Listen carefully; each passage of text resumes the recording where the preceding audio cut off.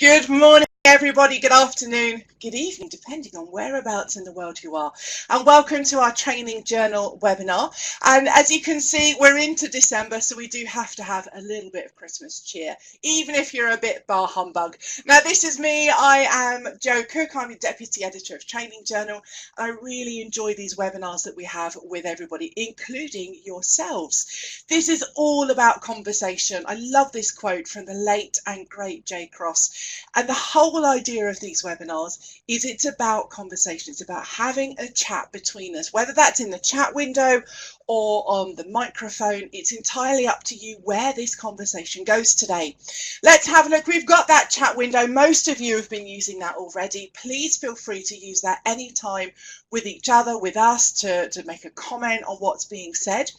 Also, at the bottom of the screen, you have a question and answer panel. If you're thinking, I really want to make sure that my question gets seen, it doesn't get lost, you can pop it in there. We'll see it, we'll address it, and get to that when we can. If you're thinking, I'd like to say something, you've got a raise hand icon at the top of the screen. You can just speak, or you can use the chat window if you prefer. Also, you can join us on Twitter if you want to. We have the #TJwow hashtag, and Debbie, our editor, will be going and doing some tweets there as well. If you're not on Twitter, maybe you should have a look at it. And if you don't want to, that's fine too. Not everybody is. As I said a little bit earlier on, all of our webinars are recorded, and you'll be able to download those at any point. No, not download them, watch them again at any point. And let me then move on to our speakers today. We've got some really great speakers, Esther, Jeff and Christina, and they're all talking about creativity from different points of view. And that's where we're starting our conversation today. So let's get into our webinar with our webcam, so you can start seeing us all, and a big hello from everybody. Lovely to see you all here. So let's do some introductions first of all. So let me start with Esther. Esther, tell us a little bit about yourself, your role, and what you're interested in with creativity. Hi, yeah, I work for an organisation called JISC, and we are a public sector organisation that supports not only internet connections and technical side of universities and colleges being networked together, but also things around classroom practice, research, resources, and many, many different areas of how HE and FE kind of run, really. And my particular role is as a subject specialist in teaching learning. So my job is to support universities and colleges with their strategic approaches, but also their practical approaches to how technology can support practice in the classroom. Thank you, Esther. I think there's lots of really good stuff there that we are going to bring into our conversation. Let's move to Jeff. Jeff, tell us a little bit about your role and what interests you in creativity. Yeah, thank you, Jo. Well, I work at AkzoNobel, one of the world's largest paints and specialty chemicals manufacturers. If anything has color or sticks together, or you've got food in a jar or a can, it's probably got some ingredients of us in there. So we're everywhere around you, even if you don't know it. In my role, I work for Global Learning and Development, and as a senior e-learning specialist / learning advisor. And I've been training for over 20 years. The first 10 years, I guess, as a subject matter expert. So it's all the projects that always have some training at the end. I was actually delivering that, drawing the short straw. And the last decade, I've been working in an L&D role, focusing on online training and learning technology. And well, how does creativity tie into that? It's really working with what you've got and what you can do to make an impact within your organization. Great, Jeff. Thank you very much. And actually, you wrote about that for us, so I'll go and grab that link in just a moment, just in case you haven't seen that. Thank you, Lorna, for the nice hat comment. Pink and glitter is pretty much me all round. And Chris, tell us a little bit about yourself and what you find interesting in creativity. Hi everybody. Well, my name is Christina Gadd and I'm founder of How to Accelerate Learning. It's a small organisation with a number of associates. We specialise in training trainers, facilitators, subject matter experts, and I've been a trainer for a long time. It's over 25 years. I'm really old, but I absolutely love with a passion what I do. I love getting together with learning development professionals because I find that no matter how creative or how uncreative they think they are, they always come up trumps. And when we get a group of L&D professionals together, we just create the most amazing things. And so on my open workshops, we have sessions where we actually challenge people to be creative, and sometimes they look a little bit like startled rabbits caught in the headlights, but actually absolutely, I sometimes challenge them for about 10 minutes. They have to create something, and they do, and I'm absolutely amazed with it. So I love actually getting together with L&D people because I know that it's always going to be a creative time. Oh, fantastic, Chris. Thank you.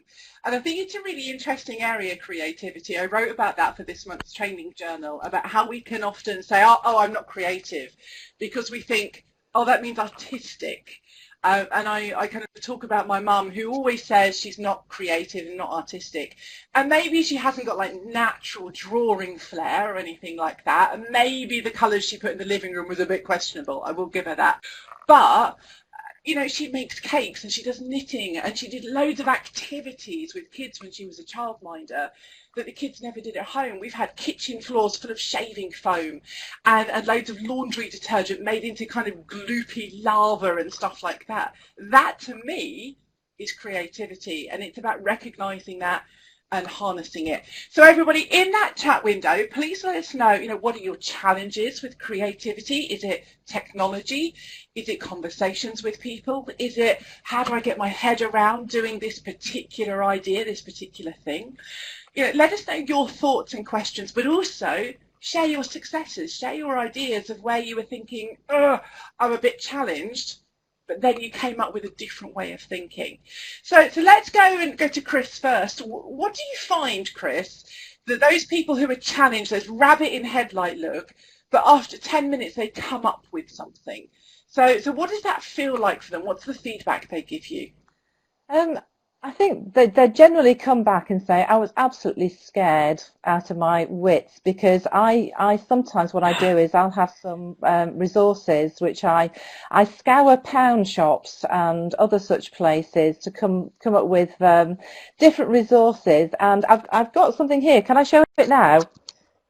For instance, this might be an example of something. So I got these from IKEA. They're little pop-up sort of things, and I might give a group something like this with maybe some balls and maybe some index cards, and I might say to them, okay, you've got 10 minutes to design a review activity which is going to sort of test people's knowledge on what we've just been learning about. And literally, some of them look absolutely scared witless, and I usually actually I'm kinder than that. I say 15 minutes normally, but actually, hand on heart, within 2 or 3 minutes, they'll have come up with 3 or 4 ideas, and I know that that's going to happen. And people say that sometimes they don't have time to be creative, and actually, that time pressure sometimes forces people to be creative. Afterwards, what they say is, yeah, it was really scary, but wow, we created something that actually really worked well. And I get them to run the activity most of the time as well. And some of them say, well, it wasn't perfect, and I could do with a bit of practice. I said, well, this is an opportunity to practice. It's an opportunity for you to just play around with stuff, and that's fine. You can tweak it, but absolutely they come up with fantastic stuff, and it gives them a huge confidence. And I know that I've actually boosted Poundland's profits definitely over the last few years, and Pound Stretch and all these pound shops. I know I have, definitely, because I send people there, just says, come away with stuff, just think, oh, what could I use that with, and challenge yourself. But basically it's about getting your brain thinking in a different way, because we tend to think along these ruts and we tend to get into a rut. And so when I give somebody, you know, maybe a ball or something like this, it challenges the brain to just go off track, and that's when we get creative. Love it, Chris. And I mean, that's what people are saying in the chat windows. A few things coming through that I've made a note of, I'll come back to. And I think what Angela says here in the chat window is interesting. She says, for me, it's those people who don't believe they can be creative are the biggest challenge, and being brave enough to challenge them to try. Jeff, we've talked a little bit about this recently. What are your thoughts on that comment from Angela?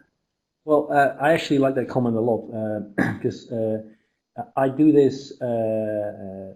It's kind of a creativity workshop. It's a workshop on visual communication. I think about a year and a half ago, I bumped into this guy who wrote a book, Everybody Draw Now, and therein it basically states that everybody can draw for communication and improve their thinking just by trying and doing it. So he started actually a 20-day draw-a-thon on Twitter, and I just bumped in that on day 3 or 4, and it was just simple, iconic drawings they were making. And after that, I kind of turned that into a small workshop to get people experiencing their own creativity. So actually last year, I was at the Ministry of Defense, and I was doing my workshop there, and I've got this room full of military personnel saying, I'm not creative, I cannot draw. And I had them drawing all these kinds of icons and elements throughout the day, and they were so excited just to get going and see, hey, if I draw a boy, what's the essence of a boy? So it's face, and those kind of simple things get people's creative juices flowing, and it's really great to see how that can come from just making some quick sketches into, hey, I can create more interesting presentations by using that kind of iconology on my slides instead of slides packed with text and bullet points. So it was a real nice step from, hey, I can be creative, I can draw. It doesn't have to be, you know, super artistic again, but there are things that I can do to make to improve my own creativity and to get better at the things I need to do in my job. Brilliant, thank you, Jeff. And I think some of the things that you pull out there around creativity and actually that mindset is really important. And Sarah has just put in the chat window, yes, trying to get people to draw too. They are reluctant, but once they get started, they're like kids again. I must admit, I did something recently where I needed a smiley face and a sad face for a webinar that I was doing. And I couldn't find them copyright free for what I wanted. So I had some glitter, and I've actually got my glitter here. And I think I was telling Jeff about this the other day actually, and I just kind of, it's all shaky out, there we go, in the webcam. I tipped it out on a page, made a smiley face, took a photo, made a sad face, took a photo, and you know what, that was my best work day ever because I got to play with glitter. It was so much fun. But the point I think making here as well is really important. Margaret says, I found that getting away from the daily pressure is essential for creativity, and that kind of, that freeing up, that thinking that you were talking about there, Jeff. So if we can do that, and that's a theme I'm sure we'll come back to. Esther, you know, I know you've got a really great background in different technologies, but also it's around good pedagogy, it's around good learning, it's around creativity. So what are your thoughts about the point where people are make, such as Sarah, who says, to be honest, technology is a barrier, and Kevin says, I'm stuck with a limited set of templates for our e-learning material. What are your initial thoughts around that, Esther? Firstly, I feel sorry that some people are stuck with templates. It can be a bit of a curb on your creativity as a practitioner, I think. And I've heard people talk about, you know, PowerPoint templates and things where they have to have all this other stuff on their PowerPoints and aren't able to divert away from the kind of corporate kind of step by step. And I would find that very frustrating myself. The way I learned to teach was by teaching people who don't speak the same language as me. So I learned to teach by not speaking. And teaching without speaking is a really interesting and creative thing to do, because obviously you have to find other ways of teaching if you're not able to tell them stuff. So drawing, the things you've talked about, drawing, the way that we're showing things in the screen here, our props, the way that we can mime, the way we can use facial expressions, the way we can move objects like the balls and the tubs around the room. All of those things are ways of teaching people in a very creative way. And often the creation isn't the thing that you make. It's not about the creation. It's about the creativity, which is the process of getting to that point of enabling that learner or that trainee to ping light bulb moment, as Joe would say, and kind of understand the concept that we're presenting them with. So the creativity for us comes in our ability to be able to do things differently maybe, or borrow ideas, or be inspired by other teachers and trainers. And for our learners, the creativity comes, I think, when they're going through that learning process and they're able to go through a process of creativity, and maybe they end up with a stick drawing, which isn't very good, but it doesn't matter because it's the process of getting there that's the important thing. And I really love collaborative creativity, where you get a group of people together and I do the same as you, Chris, a group of people, rabbits in the spotlights. I'm saying, hey guys, we're going to be creative for 45 minutes. They go, no, can't do it. And then, of course, by the end of 45 minutes, they all have something awesome. And that kind of group collaboration creativity is something I find really, really fascinating and really satisfying. But back to your point, that is kind of quite hard work if you're trapped in a kind of corporate template. I do agree. How can we I guess we need to start thinking about how we can bring more creativity into those kinds of environments where we are. Perhaps how can we persuade our managers or our senior managers to let us be more creative, or how can we introduce more creativity within those bounds, perhaps? Some excellent points there, Esther, and certainly I've worked a lot with people in the past where they have a corporate template or a marketing template or an e-learning template, whatever that might be, and they just get locked into that. They get kind of really stuck. For some of it, for very good reason, because that's what they've been told and they must not deviate from it. And I must admit, as an external advisor or consultant, I'm forever saying, let's challenge, let's pilot something and see what the impact is and get some feedback, and maybe you can go back to your marketing department or whomever so that you can then go and challenge those norms. But that's probably a whole other conversation. Just on that point, before we move on, Sarah says, the best thing I did was get rid of PowerPoint. It let me be more creative within sessions. And I think that's a great point, Sarah. I'm a huge believer in get rid of it if you don't need it to be creative. But also if you are going to use it, and in some instances it's entirely appropriate, but not death by PowerPoint. It's about being creative with that. So really good point. Okay, let's go to Frank. Frank, let's get you unmuted. And you shared a little story with us about kind of removing chairs from the classroom and the impact on creativity. Tell us a little bit more about that, Frank. Yeah, I don't know when it popped into my mind, but I thought I came into a classroom and I saw all these tables and chairs in rows, and I thought, what could we do to explore some creative thinking in different ways? And also the idea I had was, how could I help connect people to each other? So by taking out those chairs and tables and just posting some questions on the walls, I experienced that people started thinking creatively in different ways, and also that people were standing up and walking around enabled them to connect with each other in different ways and meet new people that they had not spoken to before. That's great. And what was the feedback from that, Frank? There was in general, I think there was a positive feedback. People like to do something new. There were also some students that had not tried that before, and it was a little bit of a surprise to them. But I think, you know, if we do creative exercises more, we get used to thinking new.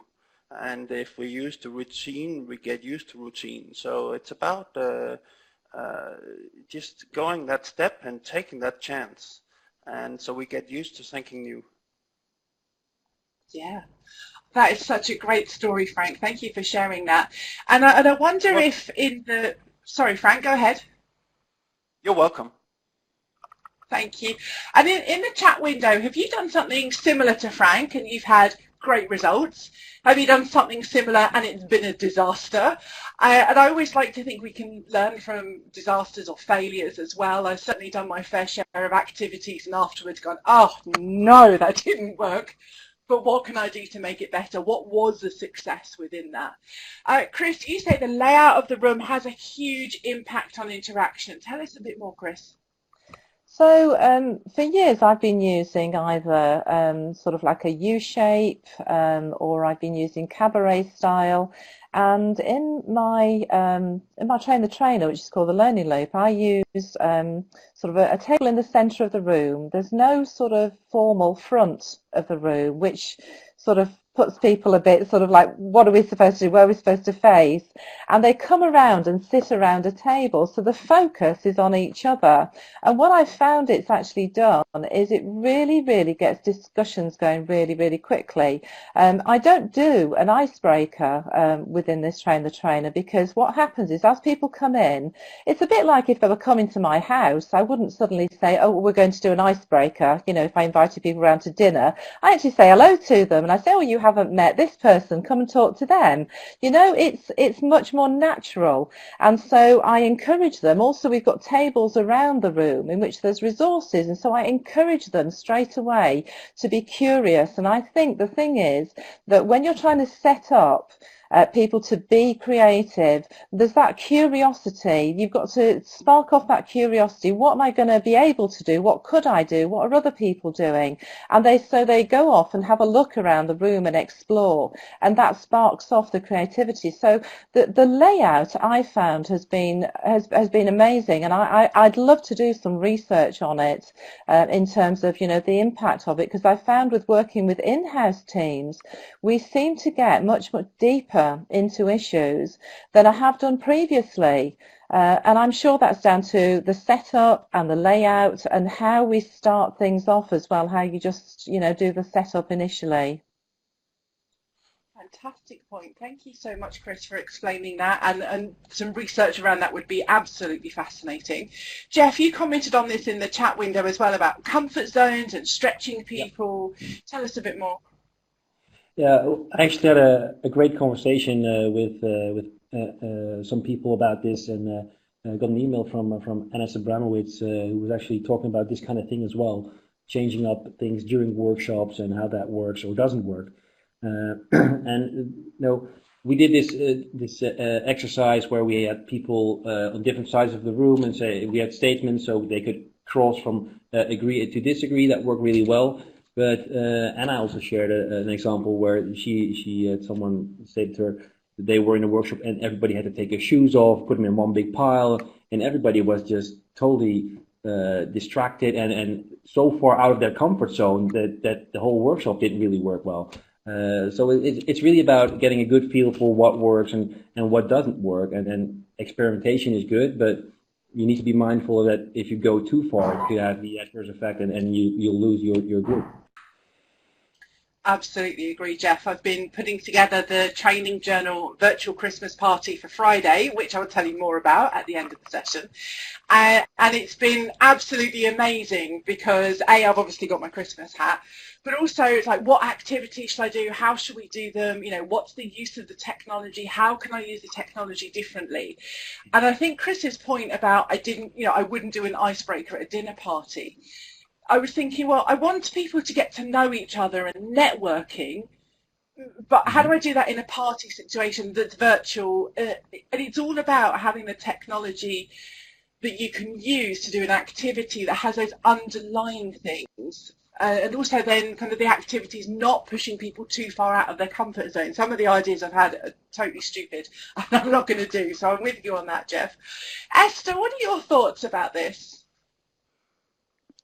Well, I've been thinking about the technology as we've been talking, because I know someone earlier on mentioned that perhaps the technology could be a barrier, and it certainly can be in terms of getting people to know each other, which is the thing we're talking about at the moment.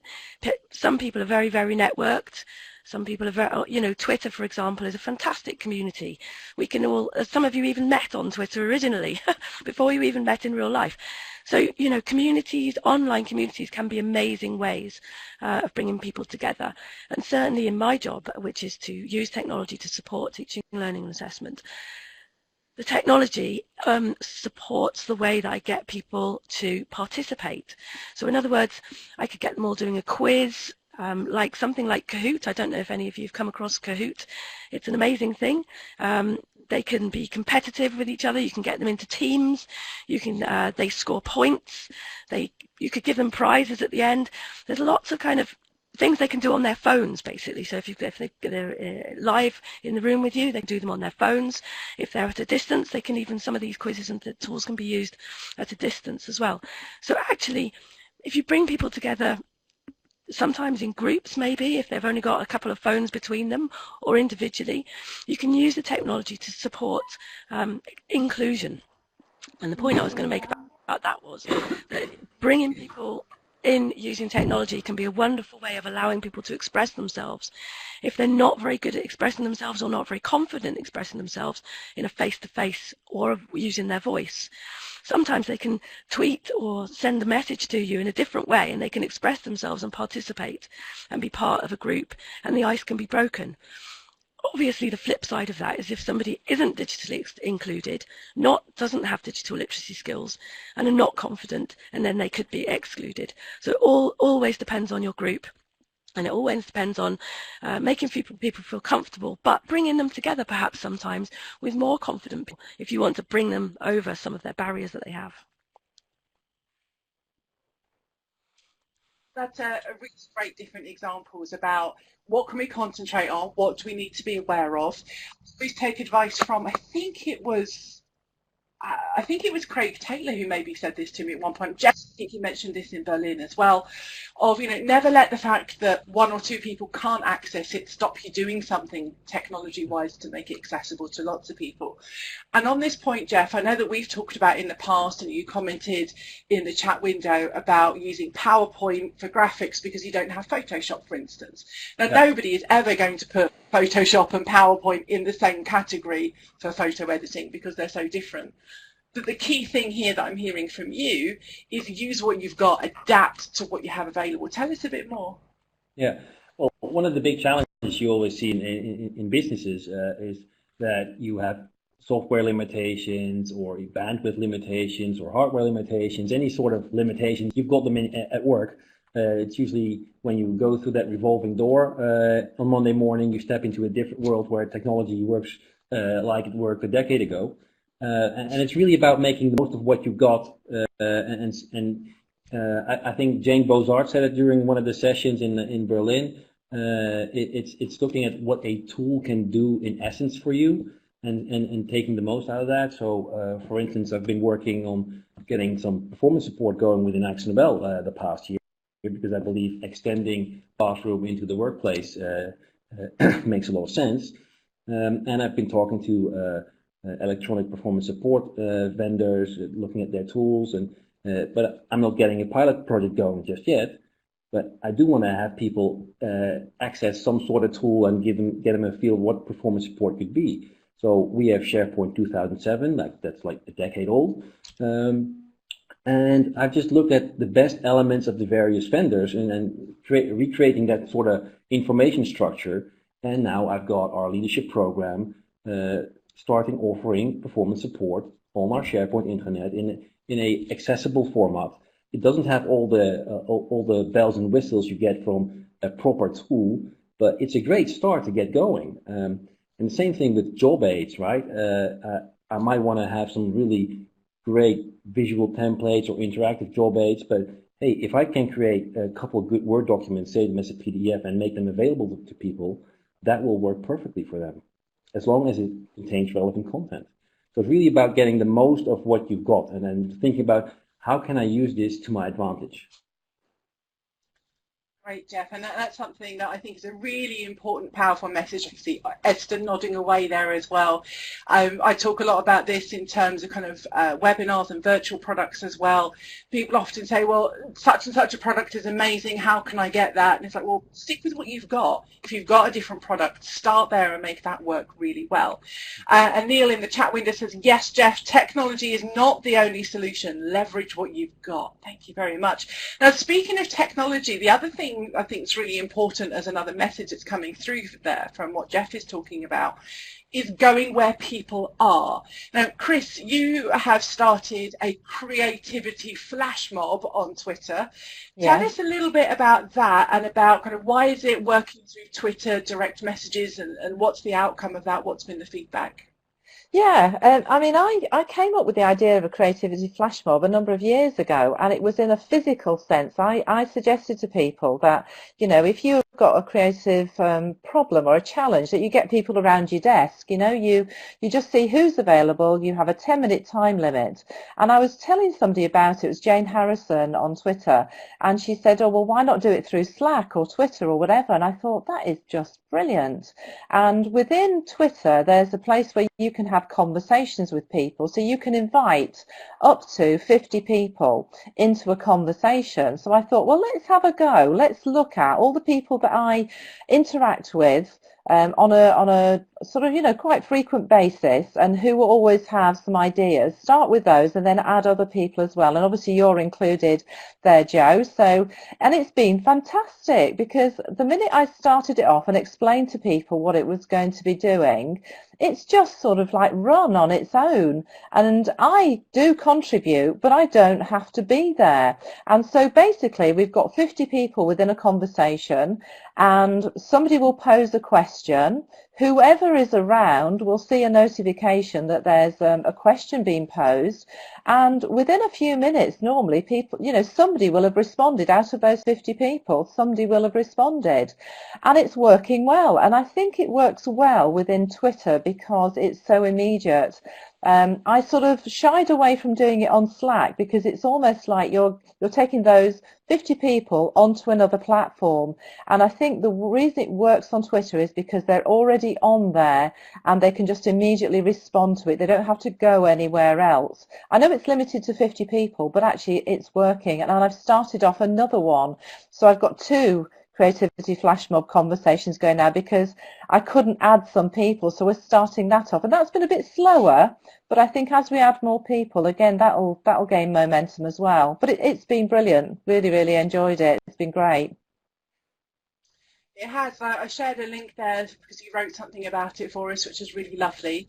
And I've also shared your Twitter handle. So if anybody wants to get involved in that, you can always leave. If it's not quite right for you, then please do so. Gosh, we've got lots of stuff coming through on the chat window. I will catch up in those in just a moment.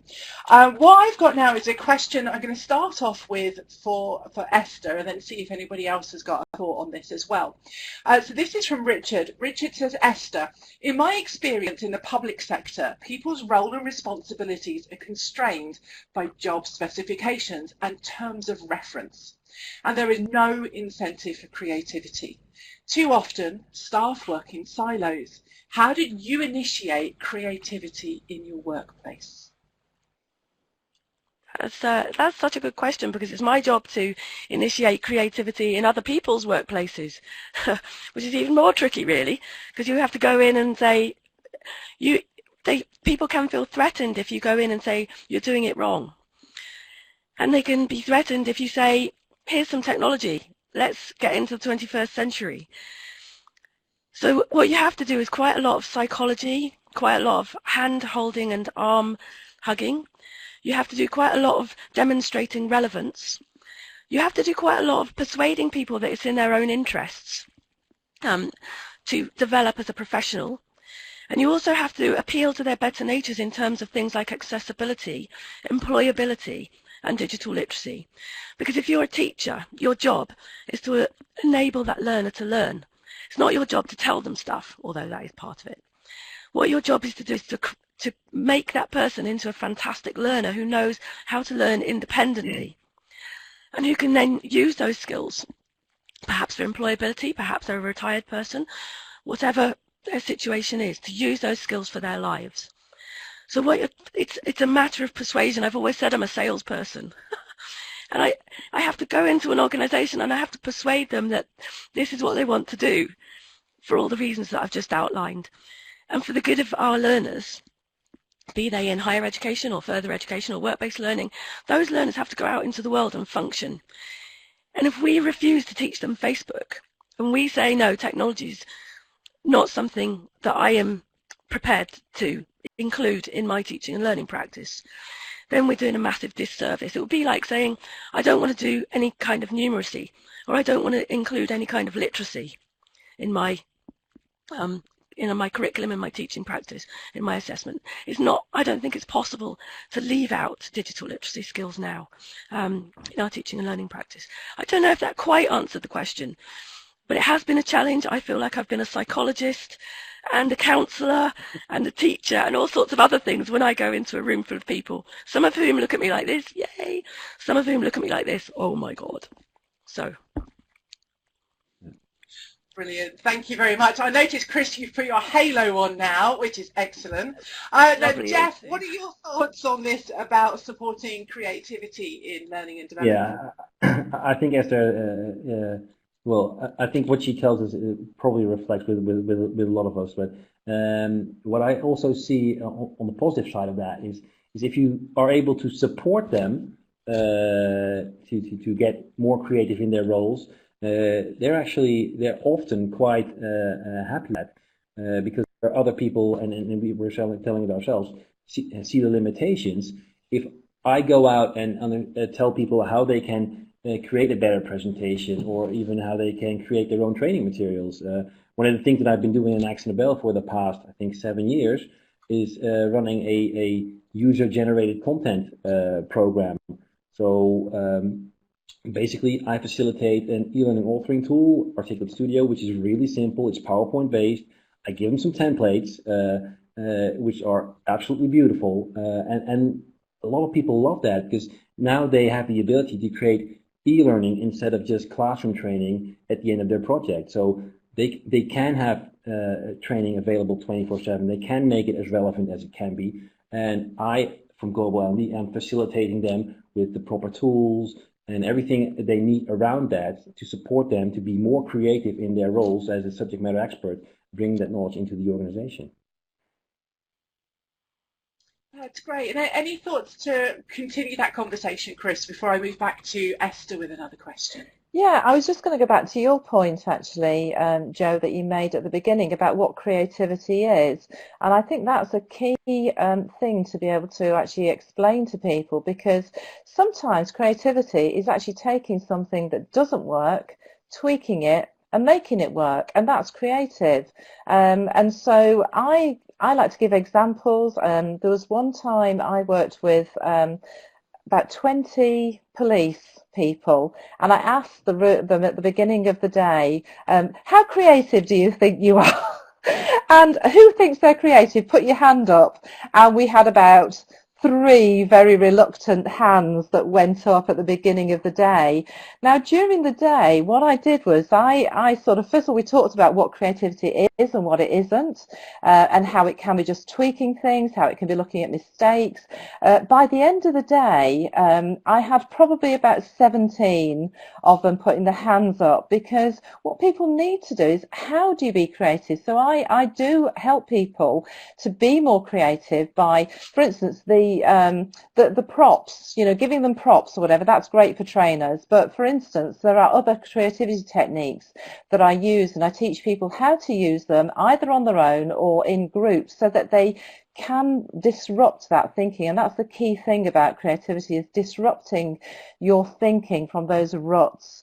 So for me, the key things is really redefining what creativity is, but also giving them some tools that they can use really quickly.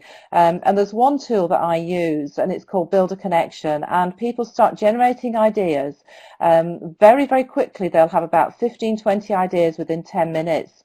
And they say, oh, right, okay, so we can be creative. And I think that's it. It's giving them the confidence and the encouragement. And also, I think also it's very important to set some clear ground rules about creativity. And I do say to people, I'm going to be quite strict about this. I say to them that, okay, so whilst we are generating ideas, there's no tutting, there's no eye rolling, there's no, oh, we definitely won't be able to do that here. Just get the ideas out first of all. The evaluation comes later, because if you start getting people creative and somebody starts being negative, it just shuts it down completely. And so what you want to do is have that creative phase, a bit of incubation, and then we go to the evaluation later on. And I say to people, look, all the rubbish ideas will just float away. They'll just disappear into the ether. Don't worry about it. Thank you, Chris. A really good kind of way to round up all of those things that we're talking about. We are coming to the end of about 5 more minutes of questions. I've got 2 questions that we're definitely going to answer before we move into kind of a reflection stage. Now, what I just wanted to share, I'll just bring this on screen briefly. Don't worry, the webcams are still there. I'm just hiding them from Catherine. Thank you so much for tweeting this. I just wanted to bring this in onto the screen really quickly. You were saying about creative ideas to replace PowerPoint, and you tweeted this picture that had been put together. So it's on #TJwow. You can go and have a look at that in more detail. But Catherine, thank you so much for sharing that. And that looks absolutely amazing. I can't wait to go and look at that in more detail, but I thought it was definitely worthy of a share. So thank you for that. That was really nice. So Esther, I've got a question for you from Saronia, and she says, how do you teach without speaking? Now, I know when you mentioned this to me, Esther, I kind of went, what? What? And I think I did every facial expression under the sun, because as you well know, I like speaking. Tell us a little bit more. When I first trained as a teacher, I was teaching English to speakers of other languages. And those speakers of other languages spoke languages that I didn't speak. And some of them were beginners. And often it's the same whatever we're teaching. We're talking a new language. We're describing new things to people that we want them to understand. So how do you teach somebody if you don't speak the same language as them? Well, you target the thing that you want them to learn. So even if it's just something basic like please and thank you, I might walk into a room, I might have a learner there who doesn't speak the same language as me, I might give them something, and I might say to them thank you, and a facial expression, and that's the thing you say. And then they might then start to understand that thank you is the thing you say when somebody gives you something. So instead of saying to them, hey, learner, who doesn't speak any language that I'm speaking and can't understand a word I'm saying, you have to say thank you when I give you this thing. Instead of doing that, you know how you do with children almost, you kind of demonstrate the language use, and then they practice the language use later on. So it's called learning a lexicon, in other words, learning the vocabulary, doing some exercises around the lexicon and the grammar, the functions of the language, and then practicing doing that in some kind of activity. And that's how we were trained to teach without speaking, although obviously we speak the target language so that they can hear it and that they can say it as well. But it's pointless walking into a room full of people who don't speak the same language as you going, hi everybody, we're going to learn how to say please and thank you and what's the weather like, because they literally have no clue what you're talking about. It's a very, very creative way of practicing, and it's stood me in good stead in every single thing I've ever done since, for the last 20 years. Brilliant, Esther. Thank you. And I love that. Having been in a language class where it took 10 minutes for the teacher to explain, you can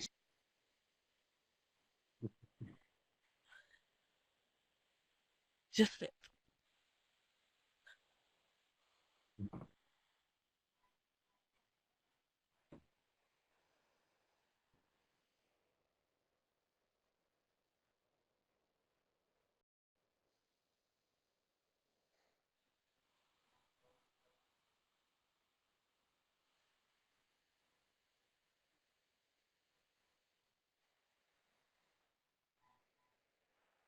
Power hour.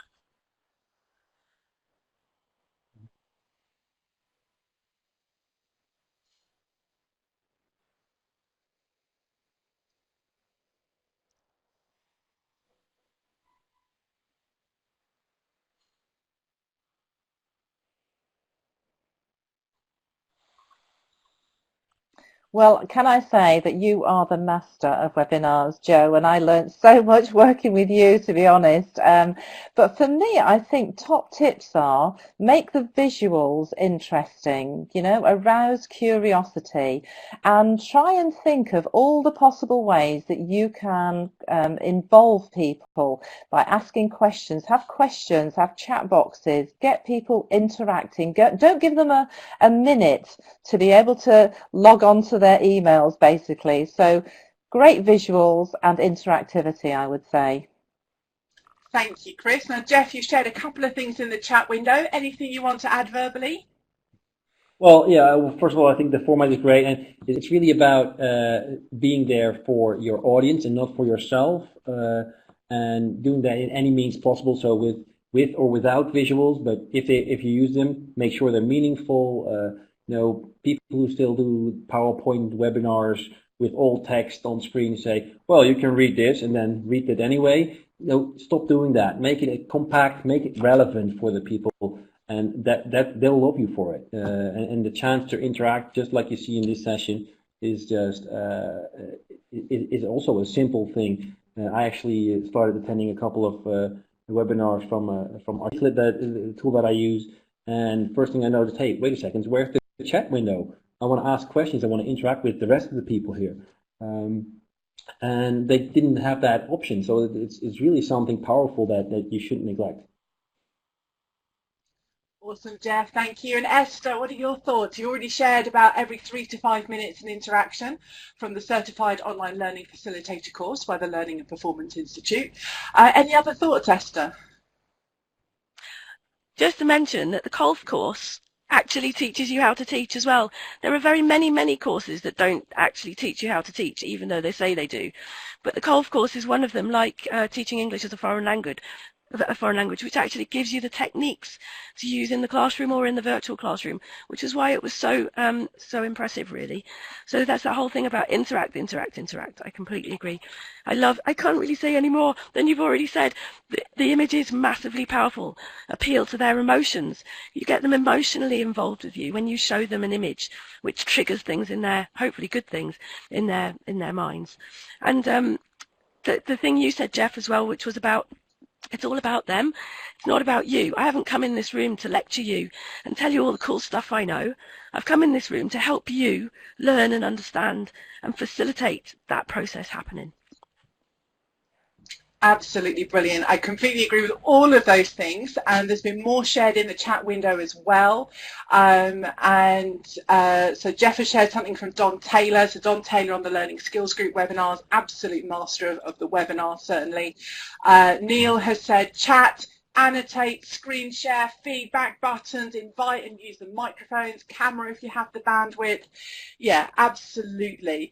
And Kevin has said this last 5 minutes has turned into a webinar masterclass. Maybe that's another subject for another day. Now, speaking of annotation, I think Neil's just put boom. We should go into our reflection points. We're going to come away from the webinar. The speakers are still here, so do not worry about that. This is a quick practice of our text tool before we move into some reflections. Have a look on the left of the screen. You should be able to see, hopefully, a T text tool. So you should have one on the very left of your screen.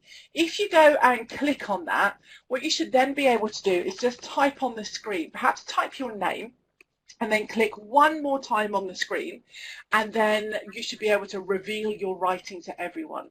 So you don't have to type your name if you don't want to. You can type anything you like. There we go. Thank you. Kevin was here testing. I don't know what Ladislava is. Maybe that's something from the Netherlands, Jeff? Sorry? No, that's, I think that's... Who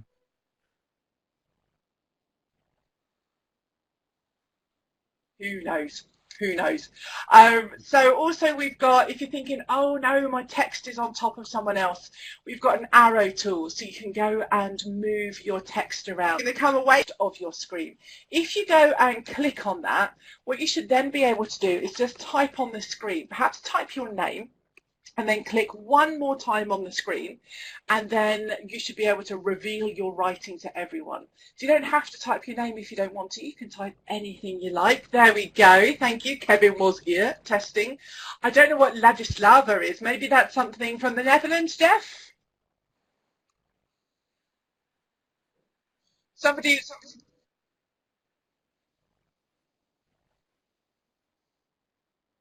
Who knows?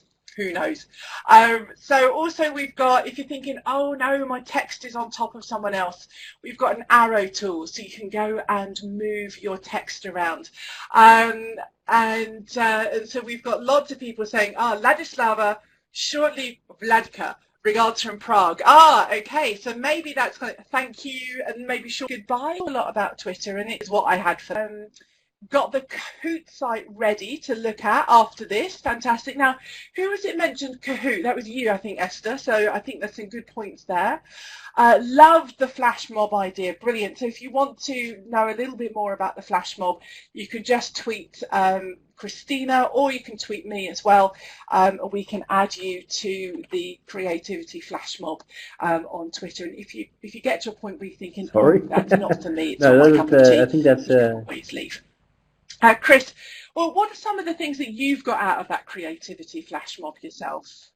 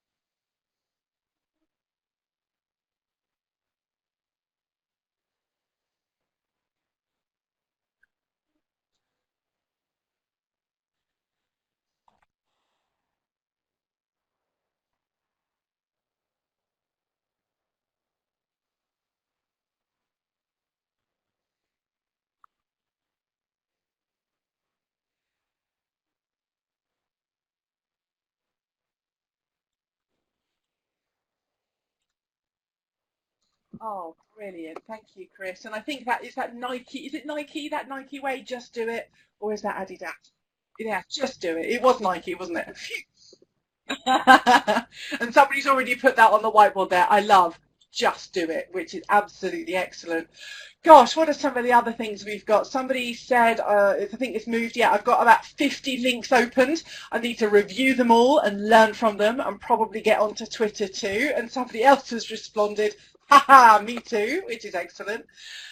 Somebody's just highlighted in red, make the time after each training session to think about what I can do to make it more creative the next time around and build from there. There is always room for improvement and to do things differently. You are so spot on. And I think, you know, it's very sad that we often don't make that time for very good reasons, but it's a really great thing to be able to do. As somebody has said, I'm going to use one of my favorite tools for something different. Xmind or Crossmind for script, anyone? That looks interesting. Who shared about Xmind? Well, I'm writing a book at the moment, what so that is. some ideas about scripts. that. Is that coding, also, is as an L&D professional, as a consultant, and I work on my own a lot of the time. I've got associates that I work on my own, finding ways to stay motivated, to keep focused. What else have so we got it's been a great support, actually, for me. Think about a way to engage the other thing that it's actually done for me is sort of giving me the confidence to just sort of like, you know, just do it, just try something and see if it works, and just have a go, and you know, so yeah, it's been great, actually, really good. But realistically, am I going to go there when actually I use Twitter already? So that can be quite kind of interesting as well. Just do it, yeah. Allow time for reflection and give space for creativity in my busy working day. And I think somebody's put a tick there for you. That's a really important part of what you're doing. And that's why, exactly why we've done this. I've kind of sacrificed, if you like, or invested the last 10 or 15 minutes of the session that we do to give time for this kind of reflection.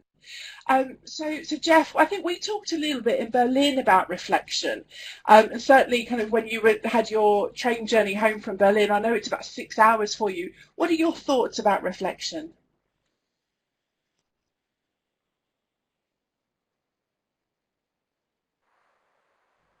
Jeff, are you there?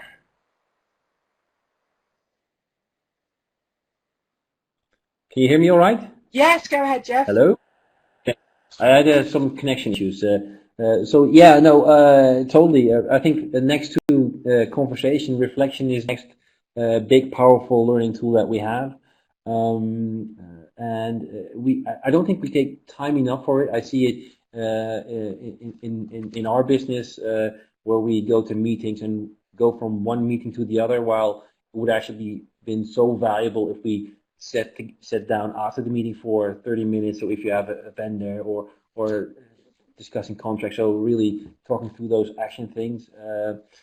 But like you said, the train trip back home, 6 hours, lots of time for reflection, and it is a key thing to really think about: what have I seen? What did I agree with? What didn't I agree with? What do I want to check out? Links that I've seen, and what do I want to focus on, and really plan for that sort of reflection and follow-up. That's great. Thank you, Jeff. And I think, you know, having that 6 hour train journey can be a bit like, oh my goodness, but a great time to do that. We don't always have that. So building that in where we can is really important. And I found recently, you know, I work from home. I don't have a commute. And I used to do my creativity and almost that relaxing, if you like, on my commute home. Not that commuting is that relaxing these days, especially in the UK with the stuff we've got going on. But what I found is I missed that kind of that time and that space. So let's have one last comment. You can plan for it. I have reflection in my calendar. Friday morning, I've got half an hour of reflection. How did my week go? What will I do different? What went wrong? What went well? That kind of thing. That's awesome to actually have that in your calendar. So I think that's something I need to add to that whiteboard. Let me, and Esther is saying that's so great. Let's come to Neil. Now, Neil, we haven't heard from you in the rest of the webinar, but I know you've got your audio there that works. You were a speaker on a previous webinar. So let's get you unmuted. Now, somebody put on the whiteboard about writing my own blog. Now, I know that you've got your own personal blog, and I think it's an absolutely excellent blog. Tell us about why you have one and what the benefit is from a learning point of view.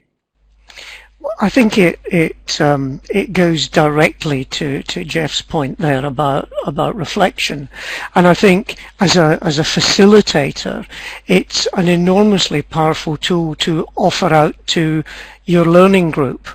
To, you know, in the old days we used to do the reflective log thing of what did we do, what did we learn, what are we going to do differently.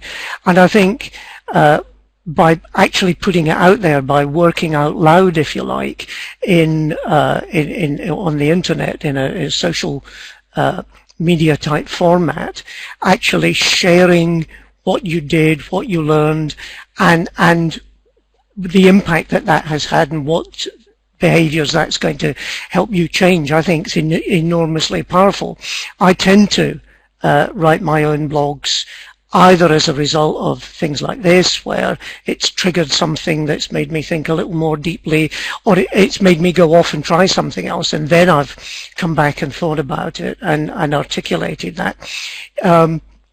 I think it's really powerful in that respect.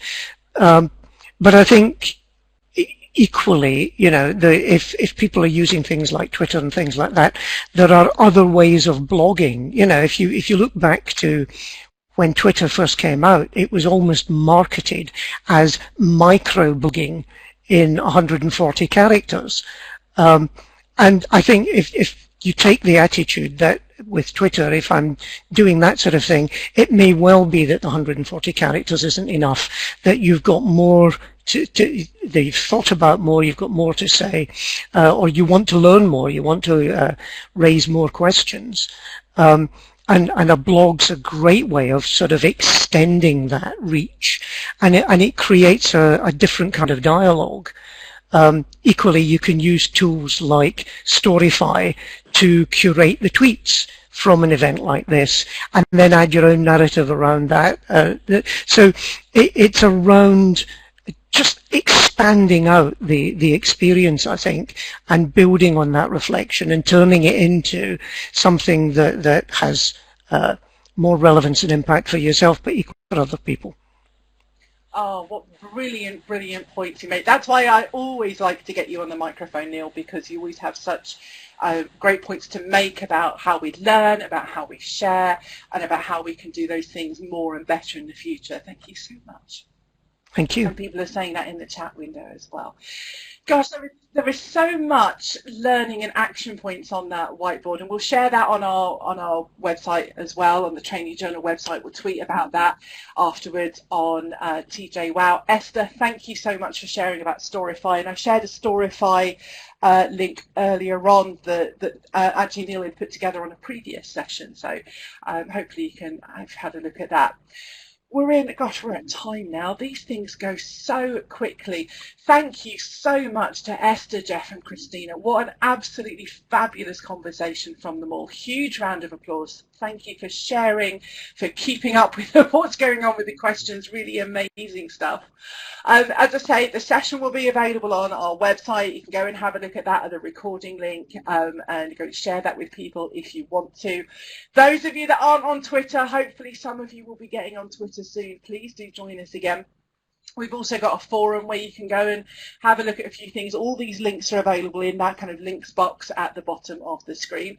And most importantly, gosh, is our next webinar. It is our Training Journal Christmas party. We're doing that on Friday morning at 10 a.m. UK time. And basically, it's a bit of a thank you for everything you've done all year. It's a get together. We're going to have some fun. If you're not religious, that's fine. If you're a different religion, that's fine. If you're a bit bar humbug, that's fine too. But it would be great to have you there. It's going to be hopefully some L&D fun, a great way to network. And I've just seen somebody say in the chat window something about connecting with people. And that's kind of what we're there for. So Esther, Jeff and Chris, thank you so much for your time. And everybody, thank you so much for your time, your connections in the chat window, getting on the audio.